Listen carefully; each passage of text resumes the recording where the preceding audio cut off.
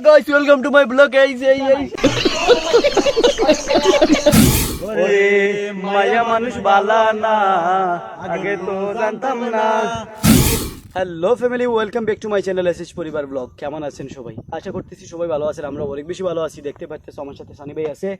এই মুহূর্তে আমরা চলে এসেছি অনেক সুন্দর একটি জায়গা। এই জায়গাটা হচ্ছে কি আমাদের ত্রিপুরা রাজ্যের কদমতলা বাজার থেকে প্রায় 5-6 কিলোমিটার দূরে হবে। এটা হচ্ছে কি একটা পাহাড়, যে পাহাড়টার নাম হচ্ছে দূরবীন টিলা বলে, যেটা কি তো অনেকদিন থেকে আসলে শুনতেছি আমি, মানে মানুষের মুখে শুনতেছি যে দূরবীন টিলা জায়গাটা কিন্তু অনেক সুন্দর। এখানে যদি আপনি পাহাড়ের উপরে উঠেন তাহলে নিচের ভিউটা কিন্তু অনেক সুন্দর দেখা যায়। সেজন্যই আসলে আমাদের এখানে আসা। অ্যাকচুয়ালি গাইজ এই ভিডিওটাতে আমি ওখানেই কথা বলেছিলাম, বাট বাতাসের এতটা বেশি শব্দ ছিল আমার কথাটাই ভালোভাবে বোঝা যাইতেছিল না, তাই আবারও ভয়েস ওভার করতে হইতেছে। তো কি আর করার গাইজ, কিছু করার নাই। তো চলেন এবার আমি আপনাদেরকে পাহাড় থেকে নিচের ভিউটা দেখাই। দেখেন তো এখান থেকে নিচের ভিউটা কিন্তু অনেক সুন্দর লাগতেছে না? আর আমার কাছে এই পাহাড়টাতে যাওয়ার পর একটা জিনিস অনেক বেশি ভালো লাগছে, সেটা হলো আমরা যখন পাহাড়ের উপরে ছিলাম তখন কিন্তু চতুর্দিক থেকে অনেক বাতাস আসতেছিল। আর এই বাতাসের কারণে গাইজ অনেক বেশি মজা লাগছিল এই জায়গাটাতে। অ্যাকচুয়ালি এই মুহূর্তে তো গরম অনেক বেশি, বাট আমরা যতক্ষণ পাহাড়ের উপরে ছিলাম একটুও গরম আমাদের অনুভব হয় নাই। আর সেজন্য দেখেন আমাদের দুইজন এখানে বসে আরামসে মোবাইল টিপতেছে।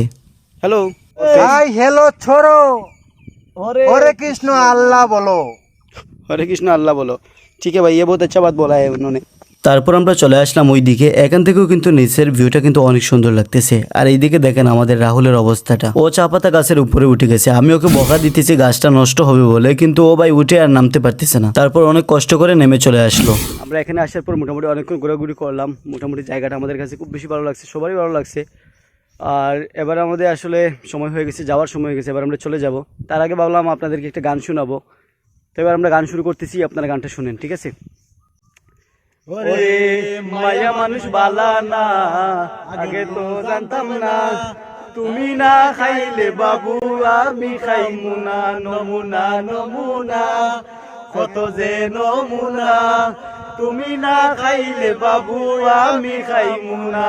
না না না না না না না না না না না না না না না না না না না।